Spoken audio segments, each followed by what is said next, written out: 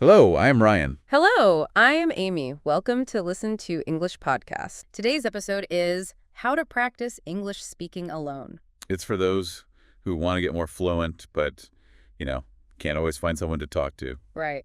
So we've got some really cool tips coming up for you. Yeah, some really useful techniques that, you can use on your own to practice your English speaking.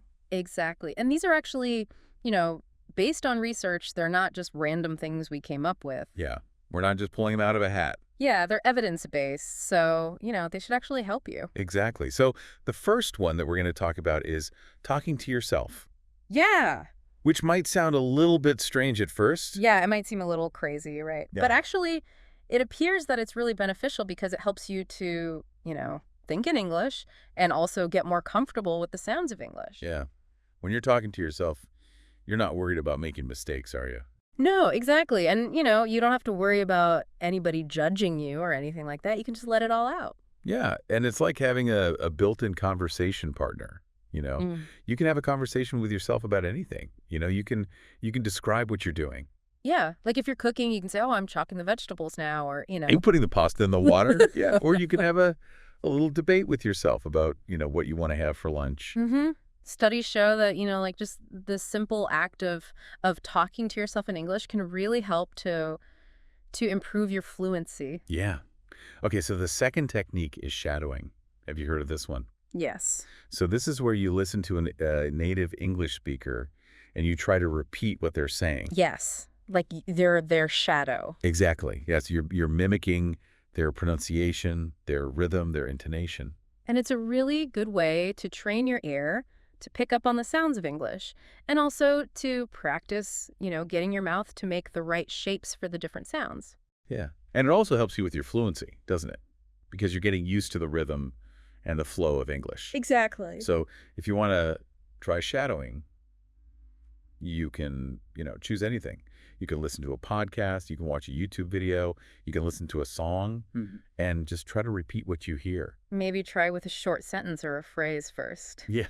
Yeah, don't try and do like a whole TED Talk or something. Yeah, exactly. Start with something small and then gradually build up.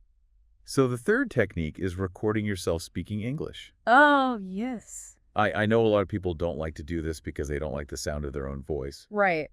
But it's really, really useful. Yeah, because it's the best way to find out, what you need to improve on. Exactly. You might not realize that you're making certain pronunciation errors or that you're speaking too quickly or too slowly until you actually hear yourself back. Yeah.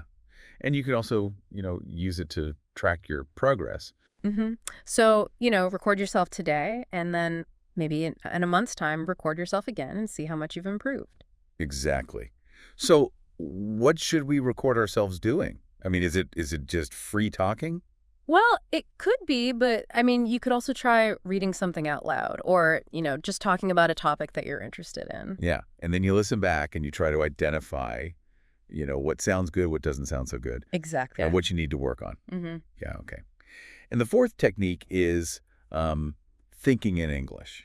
Ah, Now, this is probably the most challenging one, but it's also the most important one. right. Because if you can think in English, then speaking English is going to become a lot easier and more natural. Exactly.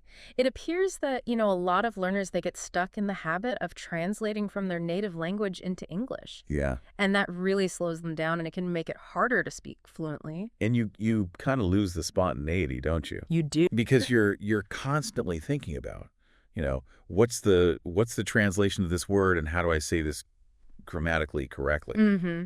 And by the time you figured it all out, the moment has passed. Exactly. So how can you practice thinking in English? Well, there are a lot of different things you can do. Yeah. I mean, I think it's just about being aware of, when you're thinking in your native language and trying to, switch to English. Yeah.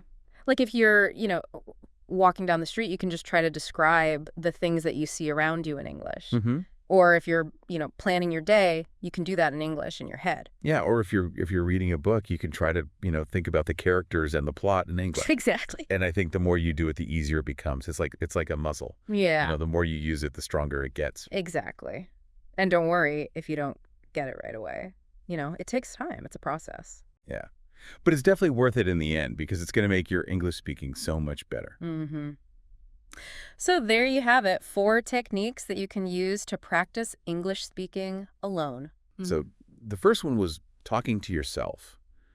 And I know this could seem a little weird, right? It can, yeah. But it appears that it's actually really helpful. It is. I mean, think about it. When you're talking to yourself, you're using all of the same skills that you need to use when you're talking to someone else. You're thinking about what you want to say. Yeah. You're putting your thoughts into words. You're pronouncing the words. Yeah. And you're using your voice. Yeah. So it's really good practice. And like you said before, you don't have to worry about making mistakes because nobody's listening. Yeah, exactly. And you could do it anywhere. You could do it in the shower. You could do it while you're cooking. You can do it while you're driving. So yeah, it's a really good way to just get more comfortable with speaking English. It is. And studies show that it can also help you to improve your pronunciation and your grammar.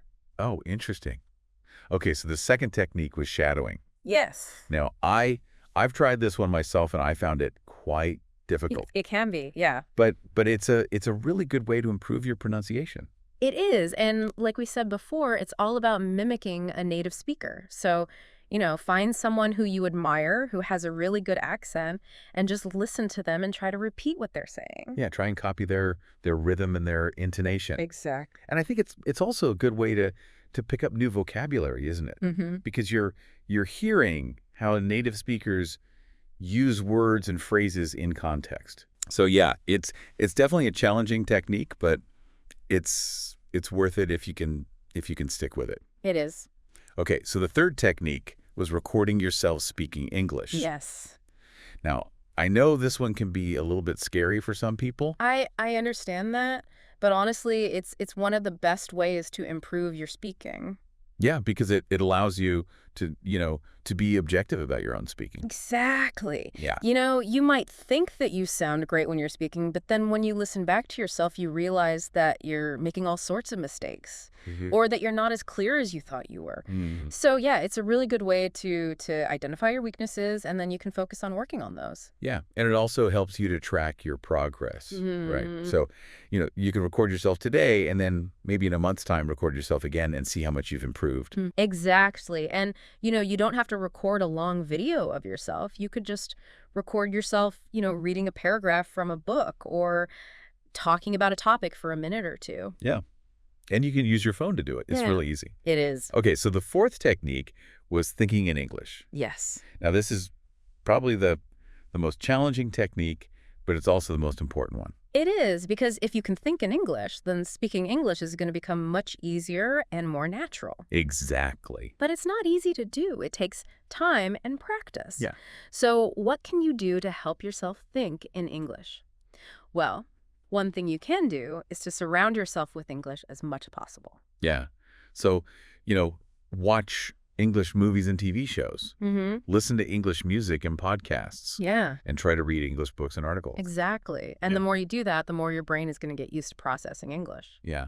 And it will start to become more natural for you to think in English. It will. Yeah. You can also try to do things like, counting in English or talking to yourself in English. Or, just thinking about your day in English. Exactly. So, if you're going to work, you can think about, okay, what am I going to do at work today? What meetings do I have? What tasks do I need to complete? And you can do all of that thinking in English. Exactly. And it's okay if you don't get it right away.